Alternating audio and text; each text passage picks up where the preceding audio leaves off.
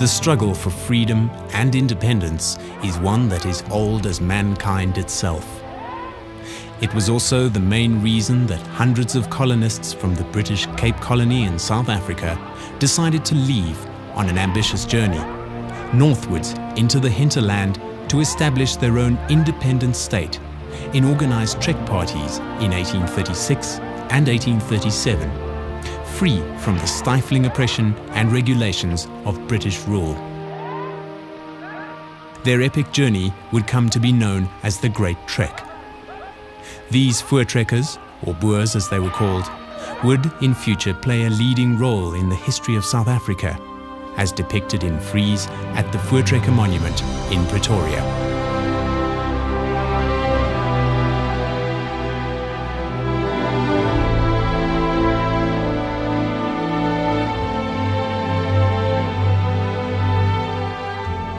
The leader of one of the trek parties was Piet Retief, already 56 years old when he was elected as Chief Commandant and Governor of the Trekkers.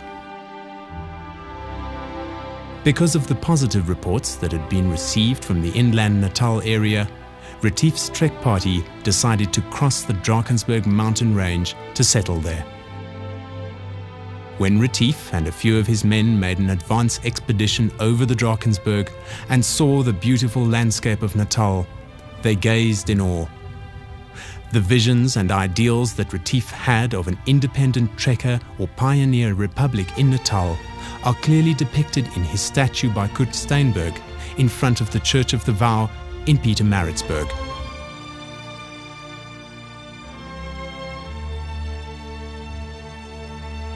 Retief first called on Port Natal, now Durban. About 60 settlers welcomed him very cordially. Two major stumbling blocks had already been overcome.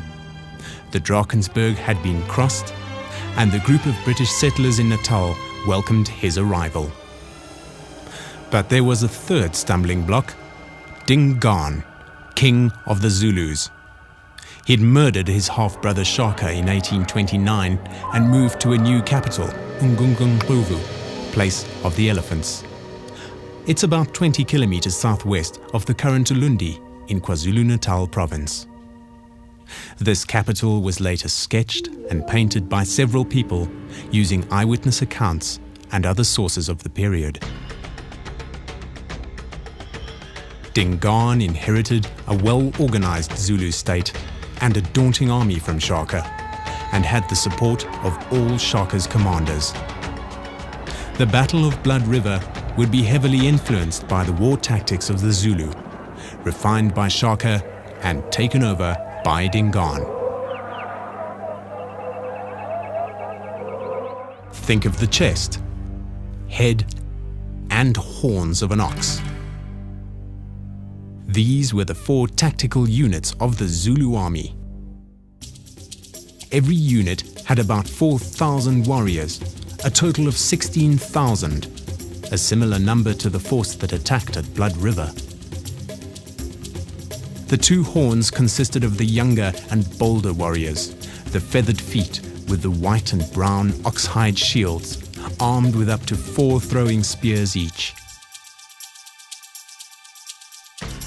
They attacked the enemy first, surrounded them, and caused consternation and alarm with their throwing spears that they could hurl as far as 50 meters. In fact, they could hurl up to 32,000 spears at the enemy. The head consisted of the older and more experienced warriors, the ringed heads. They would follow up an attack by the horns and make contact with the enemy with their stabbing spears.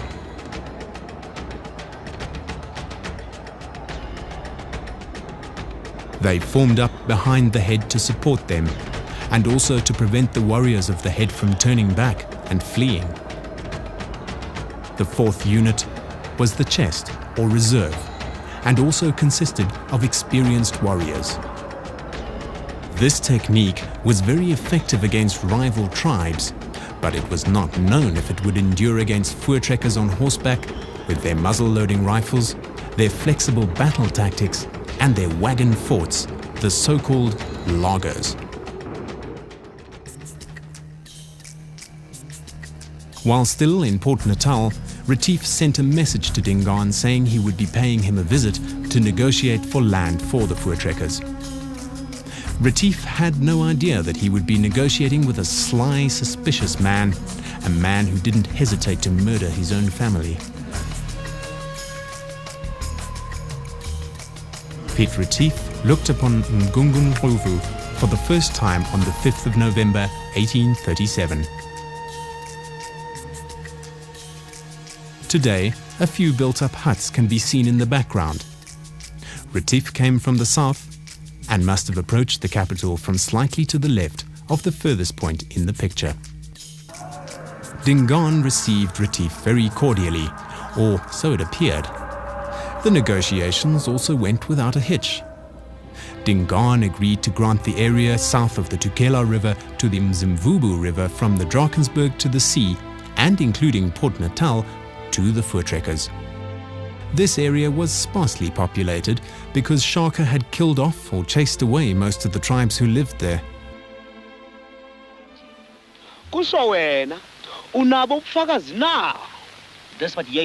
However, Dingaan's selling price was somewhat strange. Retief had to retrieve oxen from a captain, Sikonyela. The oxen were apparently stolen from Dingaan. As ons moet ooreenkom oor grond, moet ons eers ooreenkom oor beeste. Jy moet die beeste wat gesteel is terugbring, saam met die diewe. Ek sal van my beeswagters saamstuur. Hulle sal die beeste ken. As jy dit doen, sal ek vir jou grond gee. Retief was eager to agree to this because his ideal of a free Voortrekker republic would be a step closer to becoming a reality. First, he had to return to his people whose wagons at this stage were on the plateau named Kirkenberg, on the Natal side of the Drakensberg. News of Retief's successful negotiations with Dingaan had already reached the trekkers earlier, and they started to move towards him. It was Retief's birthday on the 12th of November, and his daughter Deborah painted his name in green paint on a flat stone in the area, where it can still be seen today. The trek down the mountains started on the 14th of November 1837.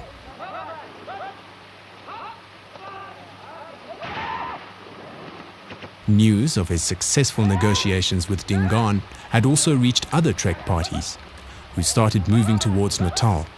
Among them were the trek parties of Gerrit Maritz, A.H. Potgieter, and Piet Uys. Retief returned to his laager and asked for volunteers to accompany him to Dingaan. The oxen had to be formally handed over. Piet Retief and 69 of his men, among them his son, as well as 30 servants and wagon drivers, left the trekkers on the 25th of January 1838. They would never return.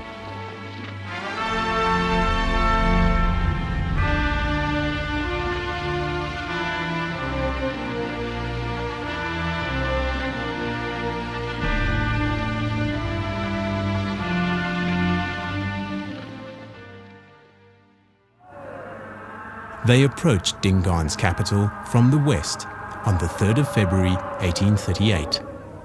Dingaan received them the next day, Sunday the 4th.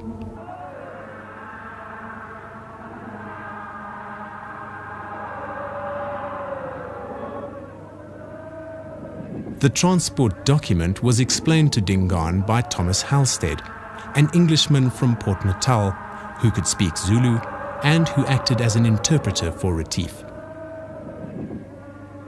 After many questions and explanations, Dingaan signed the treaty.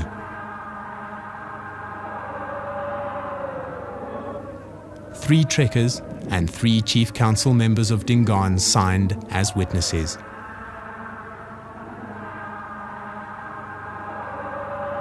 Then the festivities began.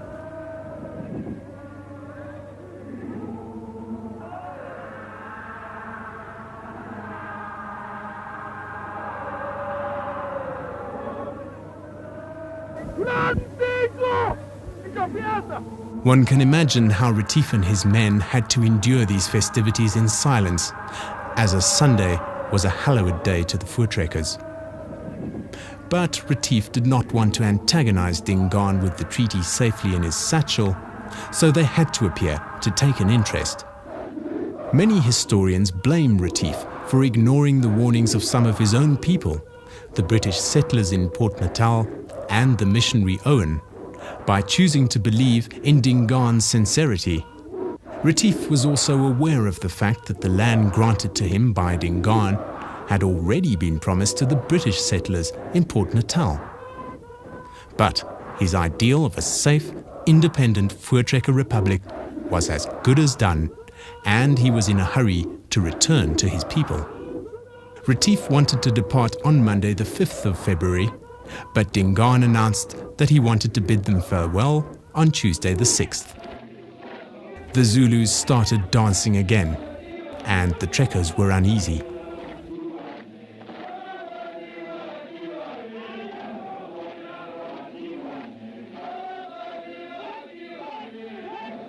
As was the custom, they left their horses and rifles outside the capital.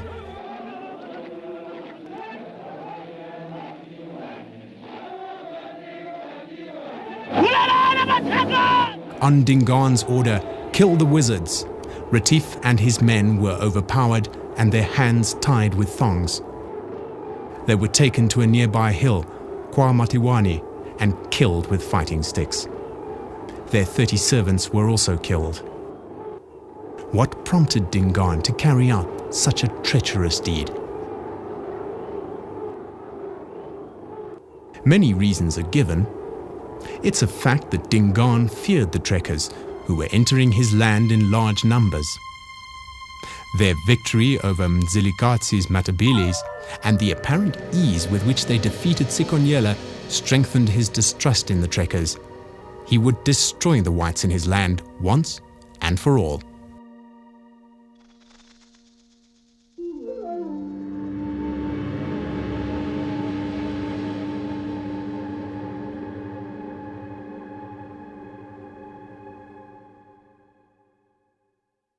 The murder of Retief and mobilization of Dingaan's forces the next day was witnessed by the missionary Owen.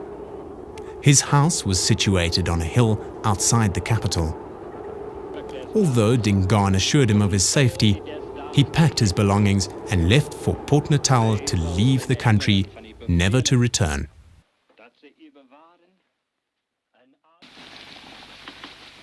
The unsuspecting trekkers were in the areas now known as Escourt, Colenso and Vienna when they were attacked on the night of Saturday, the 17th of February, 1838.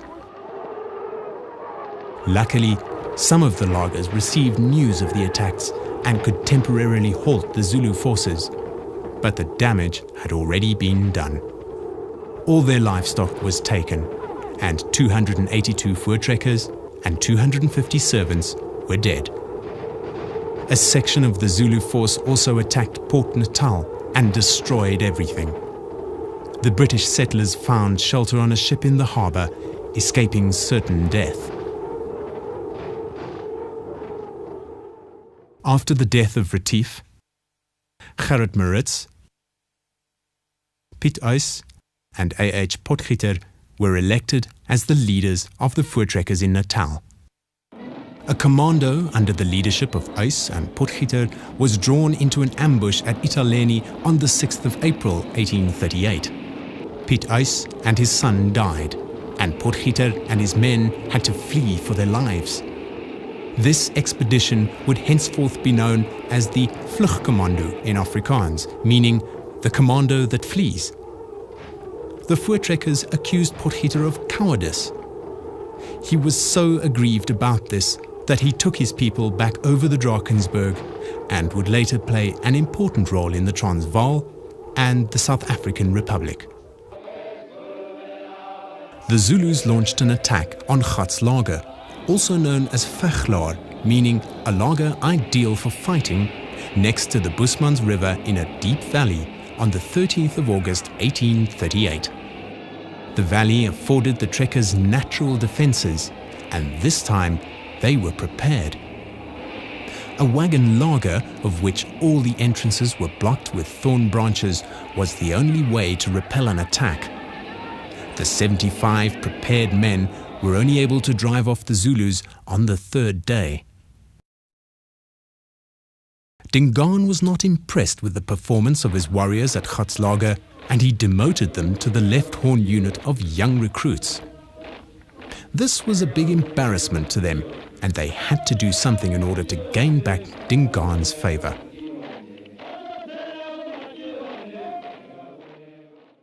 Gerrit Maritz died on the 23rd of September 1838. With Potgieter leaving Natal and Uys dead, the trekkers were now without a leader.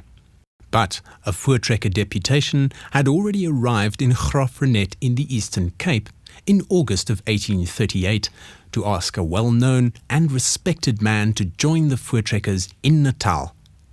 That man was Andries Pretorius. He was elected as chief commandant of the voortrekkers and immediately began preparing a military commando for a possible attack by the Zulus.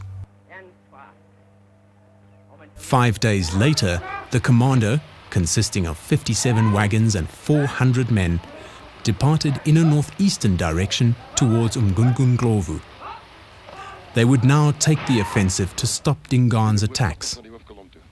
Along the way, some more able men joined the commando with their wagons. The idea of a covenant with God had its origin with Andries Pretorius. If God gave them victory over the enemy, they would build a church in his honor, and they and their descendants would commemorate the day of victory as a Sabbath.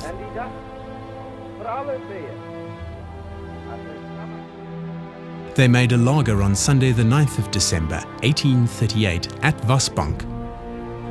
During the morning devotional service, Sarel Cilliers included the covenant as part of his prayer.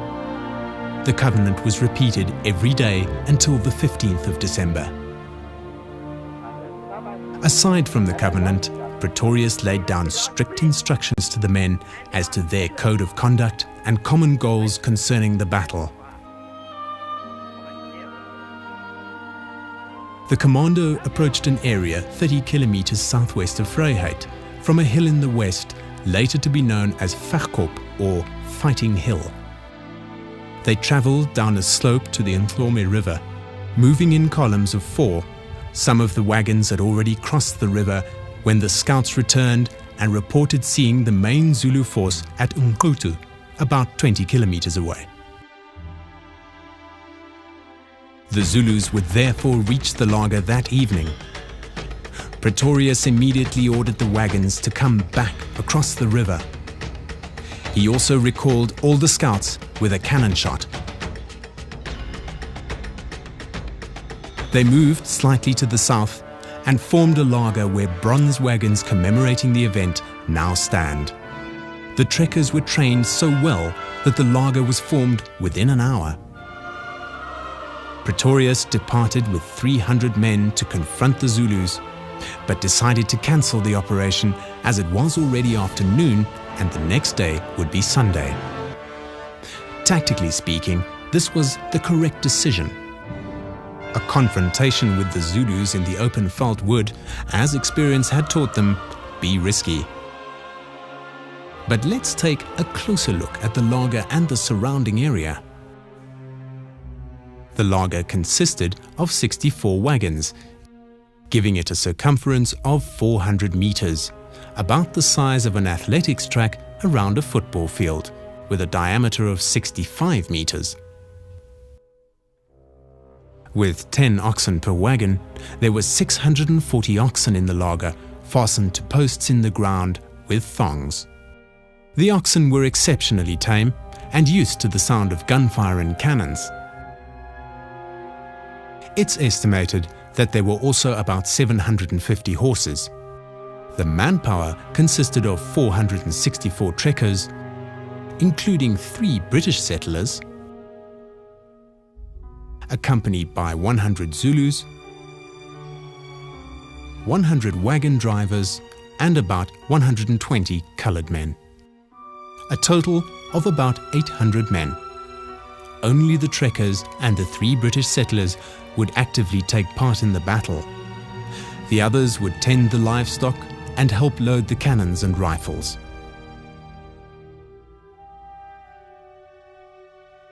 The gaps between the wagons were about 2 meters in size. They were closed with battle palisades constructed before their departure on Pretorius' request.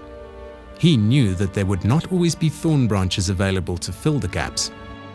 Battle palisades were also placed between the front and back wheels and then chained to the wagons.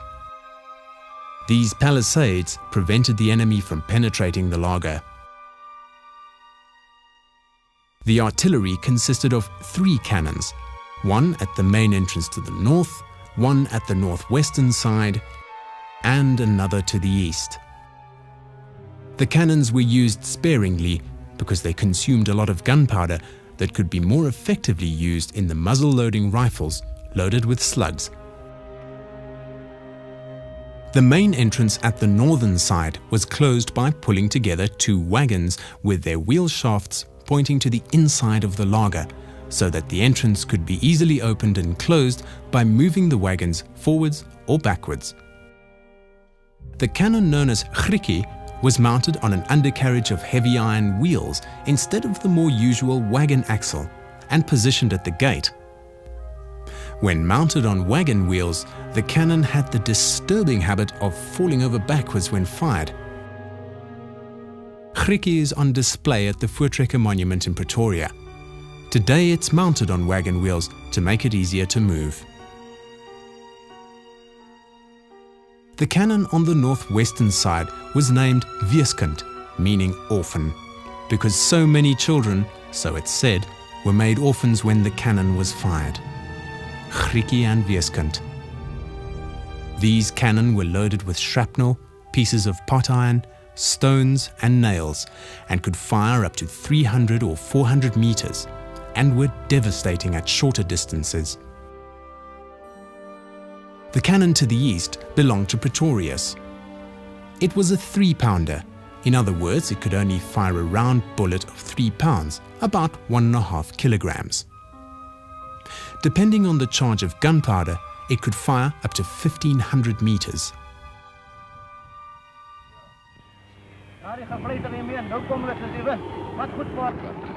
Every man normally had 3 or more muzzle-loading rifles, and with assistance to load them, the shots followed each other rapidly. The trekkers stood between the wagons to shoot, about 8 men in every opening. On horseback, it was possible to fire 4 shots per minute, if the rifle fired every time. On the outside of the laager, lanterns were hung on the ends of whip handles fastened to the wagons. Although the flames were not very bright, they were enough for lookouts to spot a moving figure near the wagons. The glow also made it possible for the voortrekkers to aim their rifles accurately. Was it coincidence that the commando arrived in an area where a deep ravine with its sides more than 4 meters high was situated at the southern end of the laager? Was it also a coincidence that they would have a river on their eastern side that originally ran deeper and wider, with a hippopotamus pool deeper than the length of a whip handle? These were natural barriers or traps. Could it, in the words of Sorel Cilliers, be the Lord in his ultimate providence, who coincidentally led them to this spot? The laager was not very close to the river on the eastern side because it had rained and the area was marshy. Originally, the area was overgrown with reeds.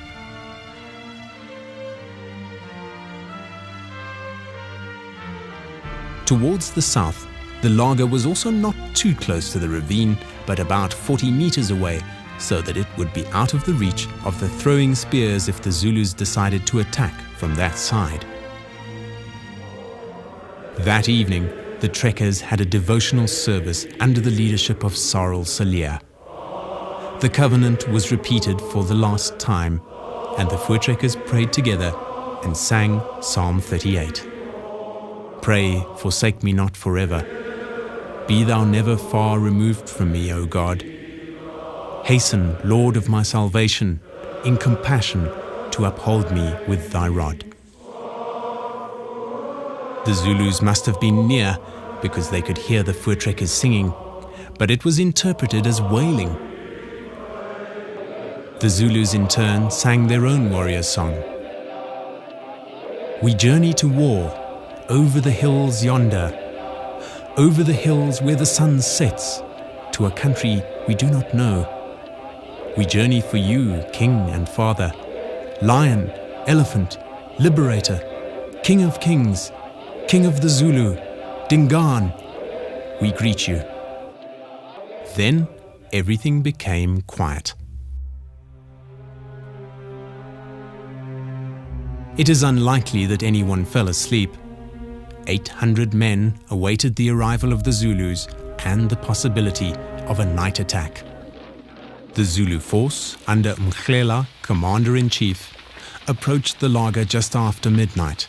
In other words, on the 16th of December 1838, from a southeasterly direction. The two horns of the attacking force arrived first, with the left horn, consisting of the demoted and humiliated warriors, nearest to the Nhlome River. A heavy fog rolled over the laager, and the only thing the Zulus could see was the dim flickering of the lanterns on the whip handles.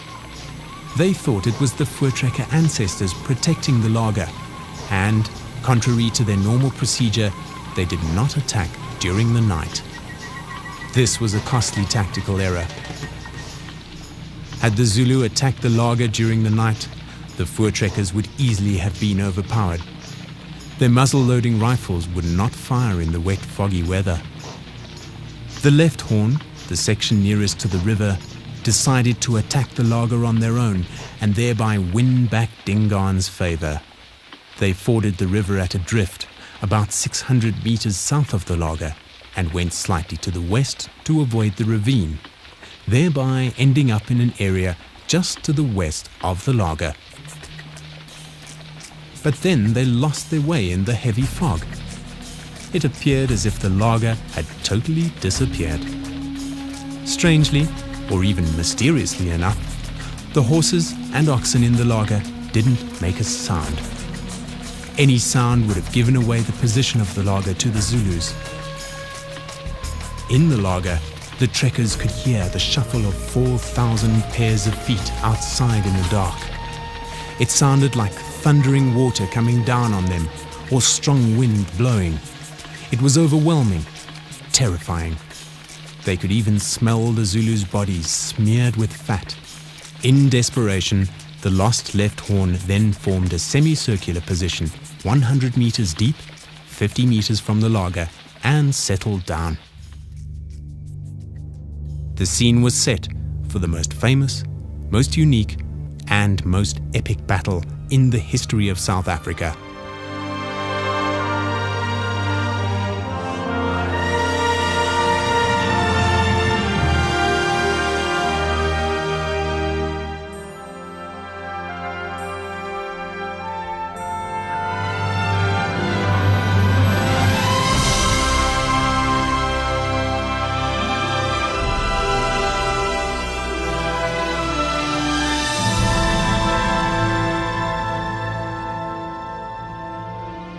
At sunrise the following morning, the fog lifted within minutes.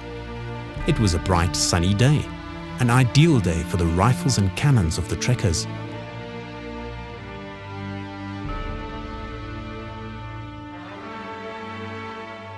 The trekkers must have been horrified to see 4,000 Zulus within 50 meters of the laager. Perhaps equally horrified were the Zulus as the laager arose from the mist in front of them. When the Zulus received the order, they first started with their attack drill by hitting on their shields, jumping up and down, whistling and shouting their battle cry, Usutu. Before the Zulus could gather momentum and throw their spears, the trekkers fired their rifles and Weeskant, the cannon on the western side, and created havoc. Wave upon wave of Zulus attacked, but their utterly closed ranks and their dead friends were a great hindrance. The throwing spears fell short of the laager. They could not bear the terrible assault of the voortrekkers much longer, and some of them tried to hide in the ravine towards the southern end of the laager. The trekkers moved out of the laager at the southern end and fired down the bank into the churning mass of bodies in the ravine. This was too much for the Zulus. Those in the ravine began fleeing towards the south through the ford. The trekkers pursued them on horseback and killed hundreds more. More than 1,000 Zulus died. This then was the first phase of the battle that took place from 6:30 to 8 o'clock in the morning. The trekkers scarcely had time to rejoice over their apparent success and to prepare their weapons and ammunition when the rest of the Zulu force approached from the southeast and took up positions in front of Shogane Heights. 16 Zulu commanders gathered slightly further to the north. When the right horn saw their brothers of the left horn flee, they stormed the river. However, they could not cross it, and the trekkers fired on them from the opposite bank. While the battle was raging at the river, Pretorius ordered that his cannon on the eastern side of the laager be directed to the hill where the commanders were gathered. It was nearly 2,000 meters away. Rocks were placed under the cannon to give it elevation, a double load of gunpowder was used, and the shot was fired. 12 of the 16 commanders were killed. Was it just a lucky shot? It's alleged that the death of the commanders totally unsettled and demoralized the Zulu force. It was also the only shot fired by the cannon during the battle, and it fell over backwards. The right horn could not succeed in crossing the river directly across from the laager, so they swerved southwards towards the drift below the ravine. The head and chest, which were congregated on the slopes of the Shogane, followed them. They moved through the drift, around the ravine, and approached the laager from the west. Some time passed between the battle at the river and the last movement of the Zulus. This was the end of phase 2 of the battle. The number of Zulus killed from the right horn at the river is not known. The third phase would be the main attack. The force descending on the laager now consisted of about 12,000 men. The right horn attacked immediately and launched one attack after another at the laager with their throwing spears. However, just like the left horn, they were repelled with rifle and cannon fire from the voortrekkers. There was great confusion. When an attack failed, the older regiments, the head and chest, swore at their comrades and constantly tried to pass their ranks. The voortrekkers wanted to prevent the Zulus from resting or sitting down to wait for the dark. Their ammunition was getting low. At 11 o'clock, the Zulu attacks ceased. They started to withdraw, and Pretorius rode out with 150 men to divide them into 2 groups. The Zulus who fled towards the east tried to cross the river, but they were shot in the water by the voortrekkers. The blood of about 1,000 Zulus turned the water of the Nkome River red. Afterwards, it was known as Blood River. The pursuit continued through the river in a northerly direction towards Shogane and Ntabana. Miraculously, there were only 3 trekker casualties, the most serious of which was Andries Pretorius, who was wounded in the hand by a spear. The group swerving towards the left moved in a southerly direction around the ravine to the drift, and then in a northern direction. This area would later be known as Mtambo, the Plain of Bones. Other Zulus fled west towards Verkop. The trekkers pursued them for 3 hours. Towards the late afternoon, everyone returned to the laager. The Battle of Blood River was over. Pretorius' commando would henceforth be known as the Wen Commando, or Winning Commando. But the scene outside the laager was one of the most tragic sights in the history of Africa. The battlefield was strewn with corpses. More than 3,000 Zulus died. Why was it destined to happen? Perhaps only the words of the South African poet C.M. van den Heever convey the cold reality which was hidden by the slowly setting sun that 16th of December 1838. He saw the tragedy of a courageous young Zulu warrior reaped in one moment. Your body gleams like copper on the veldt. The bending grasses drop on you their morning dew. Here where you sleep your final sleep. Your snow-white plumes still quiver as if in war, but the dark stain beside you is blood lost in the sand. Your hand, lifeless and grey beside the bright keen spear. Your king in Umgungundlovu will wait for you, his hands shading his eyes, lost far amidst the blue where you went out to war. And he will wait for the stamp of feet, the clatter of your advance, for the whirl of white betufted legs untamed in battle dance. The hills will call you, and a Zulu girl alone beside her fire will watch at night, gazing in silence till the morning light.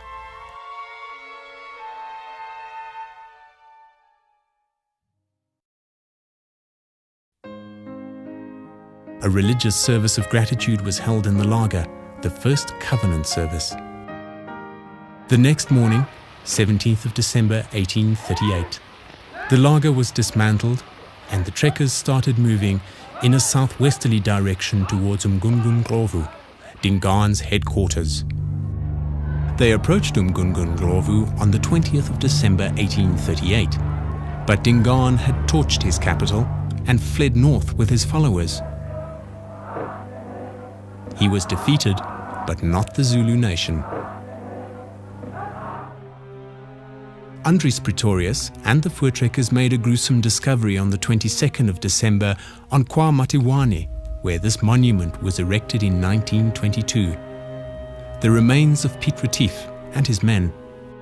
They recognized Retief's skeleton from bits of clothing, his water bottle and satchel. The satchel still contained the transport document that Dingaan signed, completely safe.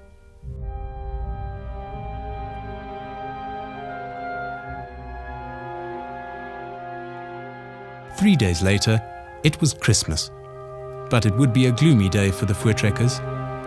They buried the remains of Retief and his men at the foot of a hill on that day. The grave was restored in 1920 and a headstone was erected. The following year, 1839, the Voortrekkers declared the Republic of Natalia in the area that Dingaan granted to them. The area north of the Tugela was still considered to be Zulu land. For the interim, the yearning for freedom and independence had been satisfied, and they could focus their attention on carrying out the covenant.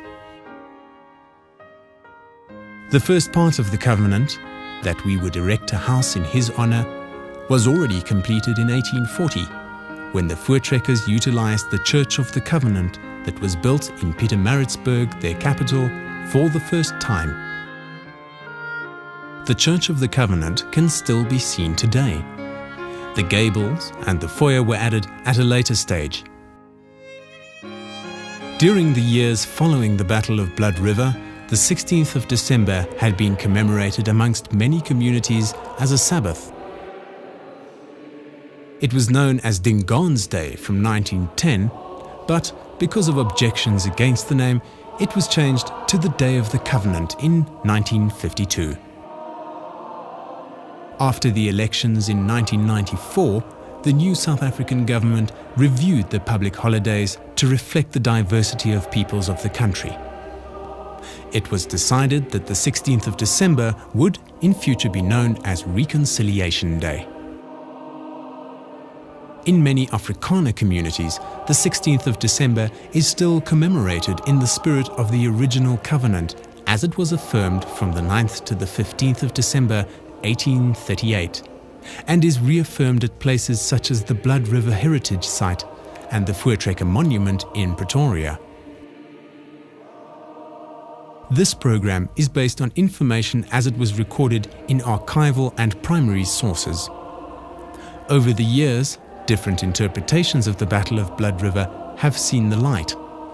Some historians even doubt the fact that the battle occurred, whilst others are of the opinion that the Voortrekkers' victory was a miracle. The last word on Blood River has not been spoken. No one will ever be able to undo the significance that the 16th of December has for many Afrikaner communities to this day. However, 28 years after the Battle of Blood River, a strange gathering took place at the same spot where the battle was fought. This event set an example of peace and reconciliation far into the future of South Africa. The day was the 16th of December 1866. A huge number of Voortrekkers and their children came from far and wide to commemorate the battle. Then, from the east, over the Plain of Skulls, came Cetshwayo, king of Zululand. With him was a great following of warriors. But this time, he had not come to do battle with the Voortrekkers, but to celebrate the peace and friendship between them. Cetshwayo addressed the Boers and emphasized the strong ties between the Zulu nation and the Boer nation. Ties so strong that it were as if the two groups were living under the same roof.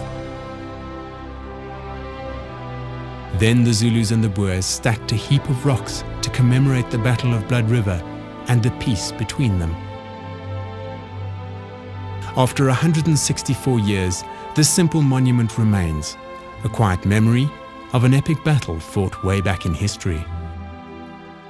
Of all the documented historical events in the history of South Africa, the Battle of Blood River stands out as the greatest, but also the most tragic moment of all.